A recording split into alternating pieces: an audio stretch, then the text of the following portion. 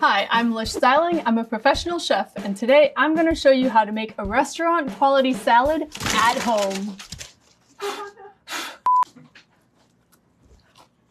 We're going to be getting into the dressing, greens, and presentation of a restaurant style salad. This is Restaurant Quality Salad 101. If you ever feel like the salads that you make at home aren't quite as good as what you would get in a restaurant, with just a few tips and tricks and techniques, you can really amp up your game. This is my take on a pretty classic French vinaigrette. It really showcases the greens in the salad. We're gonna start with a little bit of shallot, which is very French of us. This is a pretty massive shallot. I might use half of this, just for good measure. I'm just gonna chop this guy as fine as possible. I'm using a shallot here instead of a red onion or any other kind of onion because shallots have like a sweetness, they're a little more mellow, they play nicely with all the flavors. So we're gonna put our shallots into the strainer over here. I'm gonna rinse off my shallots for about a minute because you're taking off all of that harsh onion flavor. And if we didn't do this step of rinsing them, your salad would just taste like one big shallot. And onto paper towel to dry so that you don't add excess water to your dressing. We're left with just the pure goodness of the shallot. So we begin the vinaigrette. I have my rinsed off shallots here.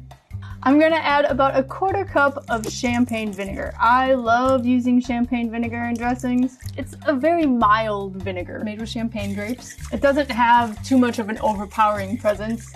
Now we're squeezing in about a half a cup of extra virgin olive oil. If you want a milder dressing, feel free to use a vegetable oil. You're looking for a 2-to-1 ratio, so 2 parts olive oil and 1 part vinegar, or lemon juice, or any kind of acidic ingredient. Of course, we season with salt. Feel free to eyeball dressings. That's kind of what I do all the time because you'll really know if you hit the mark when you taste it. More salt. You know it's mixed enough when you can see the creaminess of the dressing, so that oil is playing nicely with the vinegar. A beautiful semi-emulsified dressing. Without any stabilizer in here, it's gonna separate eventually, but that's a vinaigrette, so... And that ratio is perfect. I mean, I can just keep eating this if that's okay. We're there. Here we have our melange of greens. All of these you can pretty much find at your normal grocery store. Some red leaf, some green leaf, we have some romaine, butter lettuce, some endive, and then this one is a little special. This is a little gem. Isn't it adorable? You don't have to use all of these. You can use whatever greens you have in your fridge. We're just gonna trim them up a little bit. The thing with restaurant salads, they always look so fancy. So I'm gonna leave these in large leaves. The little gem here, we can just break apart. Look how precious these leaves are. Aren't they just gorgeous? They make it kind of happy, right? I think some red leaf in there would be nice. Red leaf has a lot of volume to it. It has all of the ribbony effects that are so beautiful on a plate. I'm gonna go for those inner leaves so that they're a little bit smaller, and I'll even cut a couple of them in half lengthwise. It's a little bit easier to eat. The endive is a little bit bitter. The green leaf is kind of fresh. The baby gems has that very crisp texture to it. All lend themselves in different ways to the salad. And that's what makes it kind of exciting, right? Those are our greens. Let's get to dressing, shall we? Key to a restaurant salad that a lot of people forget to do at home is we're going to actually dress our salad. So we're going to toss it in the dressing. I'm going to take about maybe 3 tablespoons of our dressing here. I'm going to start with the dressing in the bowl already. This is also a very restaurant style trick because you can actually control how the dressing coats the lettuces. If there's a little bit too much dressing, you can leave some of it at the bottom of the bowl. If there's not enough, you can always add more. I always toss with my hands. This is very important because how else do you know if the greens are actually evenly coated? So you can feel the greens and you're not bruising them. You're gently tossing them in the dressing. Another thing that is key is seasoning the salad. Yes, we season the dressing, but there's a lot of water in these greens. So I really want to bring out the flavor of the dressing and the greens by seasoning every little leaf that's in there. And of course, the only way to know if it's seasoned is to taste it. I am there. I think that this is perfect, and I am ready to plate.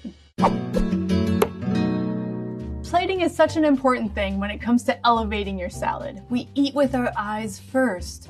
When I see a salad that has all these layers on it and textures and colors, I just want to dive in. So that's what I'm going to do here today. I have some Danish blue cheese for creaminess and tang, and some toasted almonds that are just going to add a little bit of nuttiness and richness to the dish. Of course, it also adds crunch and protein, so it's practically a full meal. I'm going to start by taking about half of the greens here, lightly layer them in the center of the plate. I love eating a salad off of a plate. It's a wide surface that you can kind of move things around and mix and match your own bite. Sometimes in a bowl it just gets a little too claustrophobic and you don't get to choose your own adventure. Now I'm going to take a little bit of this Danish blue cheese and just crumble it right over the top. All about layering when you're creating a salad. A little bit of the almonds. I'm going to put the second layer of greens on top right now, on top of all that cheese and the almonds. Stunning, isn't it? When you use your hands, you have much more control and can build up this beautiful tower. All right, now more cheese, because cheese is never a bad idea, unless you're lactose intolerant. Almonds, I'd eat it. There you have it. I don't know who wouldn't want to dive into this salad, but I'm pretty sure it's my lunch. This is the perfect, simple, elevated salad. All right, the moment of truth. I mean, might as well go in with your hands, right?